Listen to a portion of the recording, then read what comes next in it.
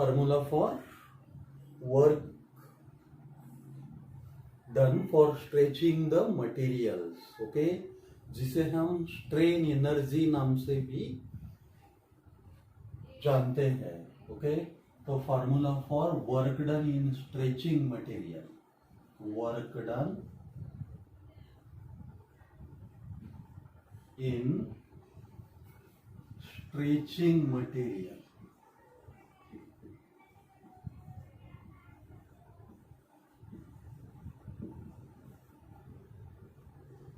Okay. तो चलो एक सॉलिड मटेरियल कंसीडर करिए। तो एक वायर कंसीडर करते हैं, ओके, जिसका डायमीटर है, ओके, जिसका क्रॉस सेक्शनल एरिया है ए, जिसका डायमीटर है डी, ओके, और जिस पर एक हम लोड लगाते हैं, ओके, एम, जिसकी वजह से एक फोर्स आता है एफ, ओके। तो ऐसी अरेंजमेंट में समझिए इस वायर का लेंथ, ओके, धीरे धीरे बढ़ना शुरू हो जाता है। जैसे DW, ये छोटा वर्क किस वजह से लगता है? तो छोटे से फोर्स की वजह से एक छोटा सा डिस्प्लेसमेंट आता है। Consider this displacement is DL। तो ये छोटा डिस्प्लेसमेंट DL ऐसा होता है, ओके।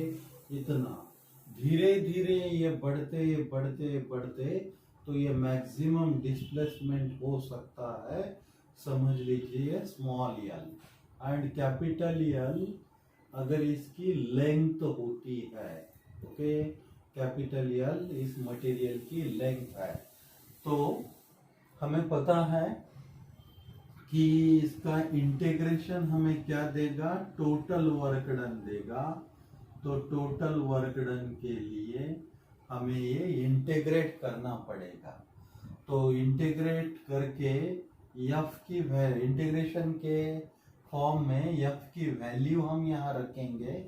तो हमें फार्मूला पता है, Young's modulus is equal to F into capital L A into small L, okay. तो इस फार्मूला में हम क्या करते हैं?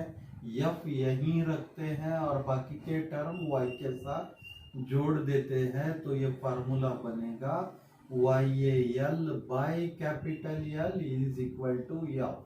तो ये एफ अभी इस इक्वेशन 1 में अगर हम सब्स्टिट्यूट करते हैं तो हमें मिलता है वर्क डन का फार्मूला। अभी इंटीग्रेशन ऑफ DW यानी कि W हो जाएगा और यहाँ एफ के जगह हम क्या रख सकते हैं? तो YA small l by capital L into DL। अभी यहाँ से जो कांस्टेंट टर्म है वो हम बाहर निकाल सकते हैं। तो यंग्स मॉडुलस ये एक मटेरियल की प्रॉपर्टी होती है। क्रॉस सेक्शनल एरिया भी कांस्टेंट रहता है, ऐसे हम मानते हैं, क्योंकि एरिया में चेंजेस, ओके, कंपैरेटिवली लेंथ के कंपैरिजन से कम होते हैं। और ये capital length, original length L, ये कैपिटल लेंथ L, ये ओरिजिनल लेंथ है मटेरियल की, तो ये भी कांस्टेंट है। तो ये अगर कांस्टेंट हम बाजू में लेते हैं तो सिर्फ डिफरेंशियल टर्म्स यहाँ रह जाएंगे और YAL इंटीग्रेशन ऑफ LDL हो जाएगा। और इस टर्म का इंटीग्रेशन आएगा YA, ये कैपिटल L और इधर हो जाएगा L स्क्वायर बाई 2, ओके। तो L स्क्वायर बाई 2 के अगर हम इसको इस फॉर्म में रखते हैं, किस फॉर्म में? तो ये क्या है? वर्क डन या स्ट्रेन एनर्जी, ओके, YA के capital L into small l के बाई 2 इंटू L, ओके। तो इस फॉर्म में अगर रखते हैं तो इतना टर्म, अगर ये L भी ऐसा इधर लेते हैं इसके साथ और ये L ऐसा लिख देते हैं इधर, तो इतना टर्म को ही हमने अभी अभी क्या बोला था? फोर्स। तो वर्क क्या आएगा? ये force okay into length bye 2। तो हम इसे ऐसा लिख सकते हैं कि 1/2 फोर्स इनटू डिफॉर्म्ड लेंथ। तो ये स्मॉल एल क्या है? द मैक्सिमम पॉसिबल डिफॉर्मेशन है। ओके तो एक्सटेंशन होके मैक्सिमम लेंथ कितनी बढ़ सकती है? तो एल इतनी बढ़ सकती है। तो इस वर्क को ही हम स्ट्रेन एनर्जी नाम से जानते हैं, क्योंकि ये वर्क की स्ट्रेन एनर्जी के फॉर्म में के मटेरियल में स्टोर होता है। तो स्ट्रेन एनर्जी का फार्मूला वही होगा जो वर्क का है। तो half F into deformation okay या डिफॉर्म्ड लेंथ, ये हो जाएगा स्ट्रेन एनर्जी का फार्मूला। समझ रहे हो? ओके तो अभी ये स्ट्रेन होना एनर्जी होती क्या है? हमने मटेरियल्स के बारे में पता किया था।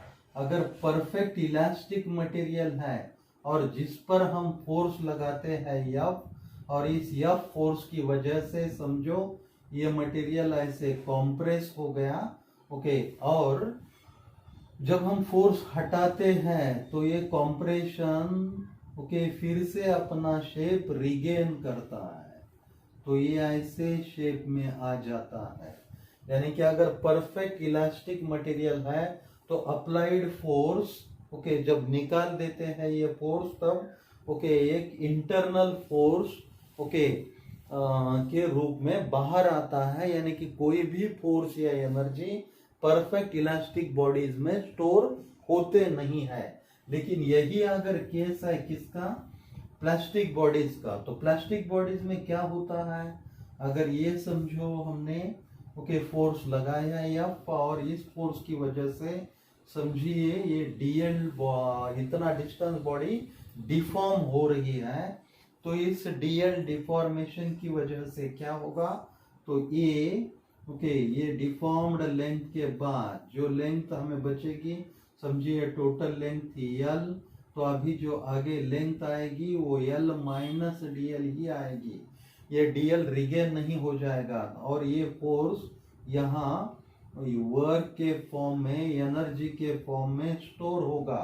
यानी कि ये फोर्स ही ये वर्क ही एनर्जी के फॉर्म में स्टोर होगा और ये स्ट्रेन एनर्जी ओके इस बॉडी की capacity load bearing capacity okay कुछ मल्टीपल्स में बढ़ाएगी। यानी कि ये फोर्स अगर समझो 5 न्यूटन या 10 न्यूटन लगाने के बाद भी ये बॉडी कॉम्प्रेस होती थी, अभी ये 20-25 न्यूटन लगाने के बाद भी बॉडी कॉम्प्रेस नहीं होगी। यानी कि कुछ गुना कुछ मल्टीपल्स में इस मटेरियल की लोड बेरिंग कैपेसिटी इस स्टोर्ड एनर्जी की वजह से बढ़ जाती है।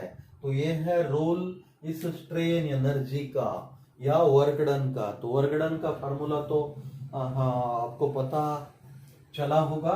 तो चलो इसके आगे इस फार्मूले से ही कुछ और एक्सटेंशन करेंगे। तो सेकंड केस है derivation of the expression for okay work done किया अभी, तो strain energy per unit volume का। तो क्या है? Strain energy per unit volume, strain energy per unit volume.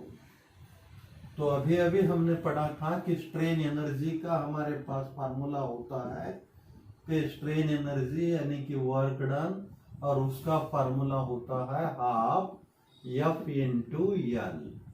तो इस स्ट्रेन एनर्जी को ही हम वॉल्यूम से अगर डिवाइड करते हैं तो हमें फार्मूला मिलेगा strain energy per unit volume का। और यहाँ हम ये वॉल्यूम किस फॉर्मेट में लिखेंगे?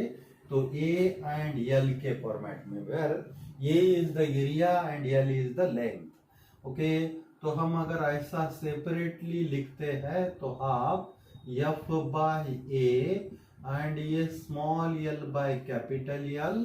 तो ये एफ बाय ए क्या हो जाएगा? स्ट्रेस हो जाएगा। तो हाफ स्ट्रेस इनटू और ये एल बाय एल क्या हो जाएगा? स्ट्रेन। तो हाफ स्ट्रेस इनटू स्ट्रेन, ये फॉर्म आ जाएगा किसका?